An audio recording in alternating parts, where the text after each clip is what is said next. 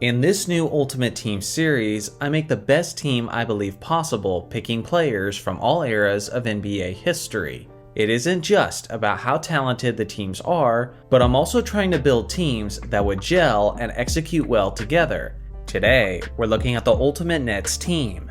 Before I get started, here are the rules you need to know. To build each franchise's ultimate team, I will be picking a starting 5, a second unit representing each position, and then 3 additional rotation players at any position I choose. In total, there will be 13 roster spots. It's worth mentioning that I will not simply be building these teams based on how talented each player is, but I'll also be factoring in how well these players would do together as teammates. So without further ado, let's get into it.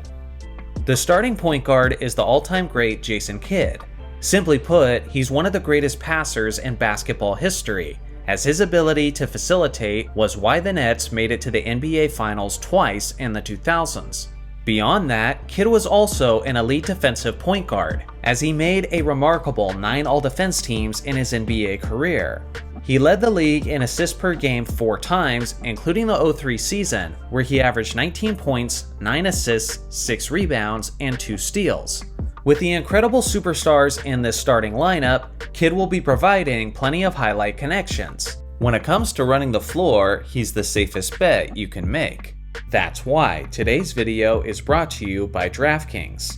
The countdown to Christmas is over, and today, DraftKings has one more gift for new customers that will certainly put you in the holiday spirit. Right now, all new customers who bet just $5 will get $150 in bonus bets instantly. But if you've already signed up for DraftKings like me, we've got a gift for you too, a no-sweat bet. Get a bonus bet back if your same-game parlay or SGPX bet doesn't hit. Max reward limits apply. Are you a fan of multiple teams and want to bet on them all? Combine multiple bets together for a shot at an even bigger payout.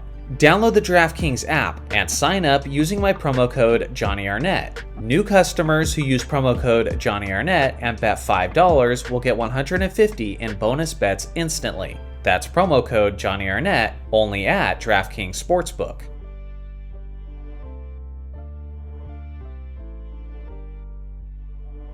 The starting shooting guard is half man, half amazing Vince Carter.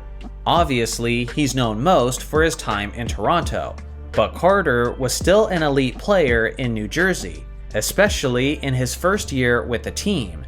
In 2005, with the Nets, Carter averaged 27 points, 6 rebounds, and 5 assists on 46% shooting and a lethal 42.5% from three-point range. With his tremendously deep bag, he'll be a threat in transition, in the mid-range, and on the perimeter. Starting at small forward is none other than Dr. J, Julius Erving.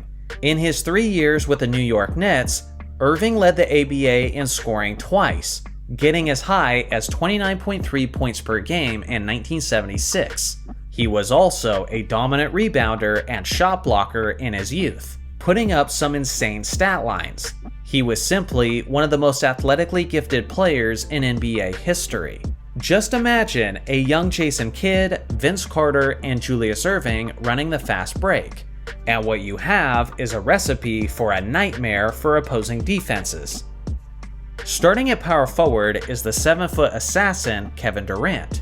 KD will operate as a mid-range and 3-point specialist, and with the amount of space created by his star teammates, along with his all-time great point guard, he'll have plenty of wide-open looks from deep. In 2022, KD averaged about 30 points, 7 rebounds, and 6 assists, while having incredible efficiency splits. Starting as center is the 7-1 All-Star Brook Lopez. What the younger viewers need to understand is that Brook Lopez with the Nets was nowhere close to being the same player that he is today. In New Jersey and Brooklyn, Lopez was not a face-up 3-point shooter, but rather he was a more traditional center who went to work with his back to the basket. For a while in the early 2010s, he was genuinely in the conversation with Dwight Howard for the title of the best center in the game.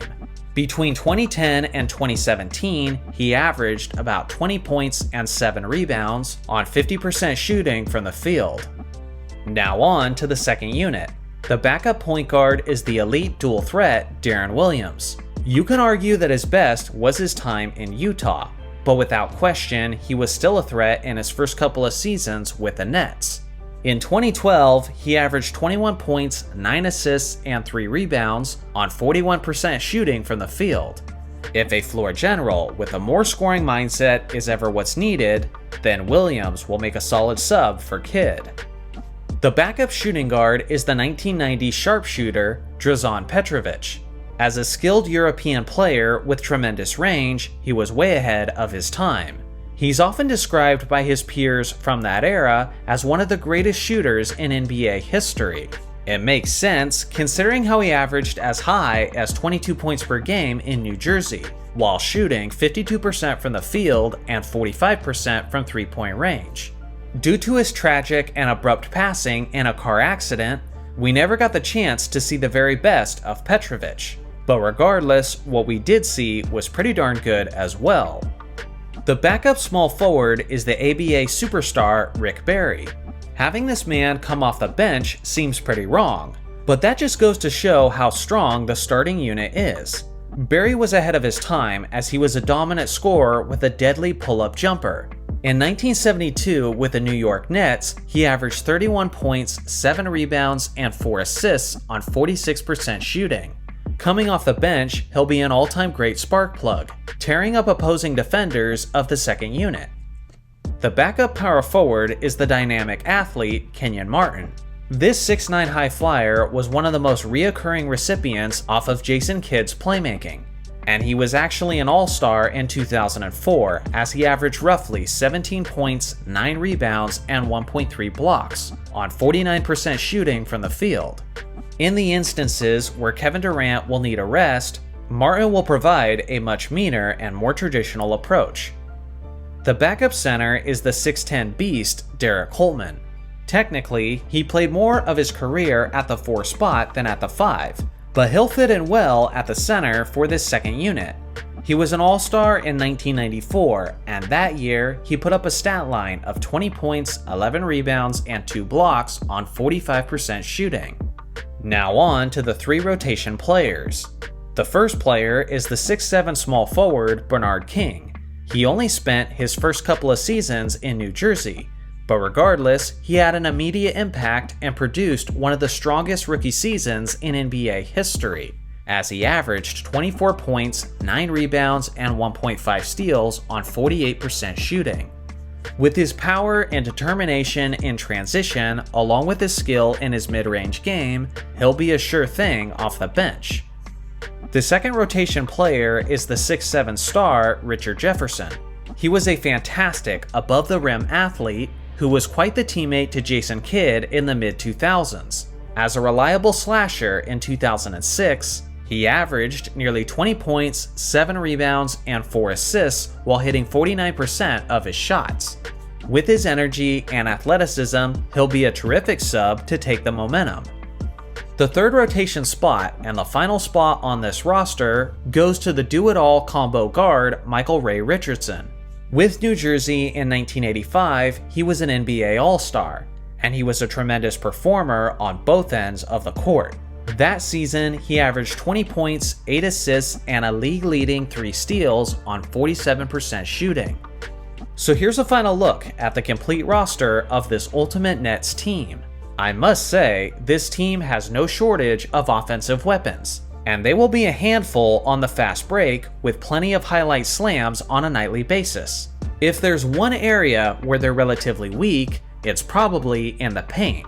But with their terrific playmaking, with their elite shooting, and with their elite slashing, many nights they won't need to win the battle of the points in the paint.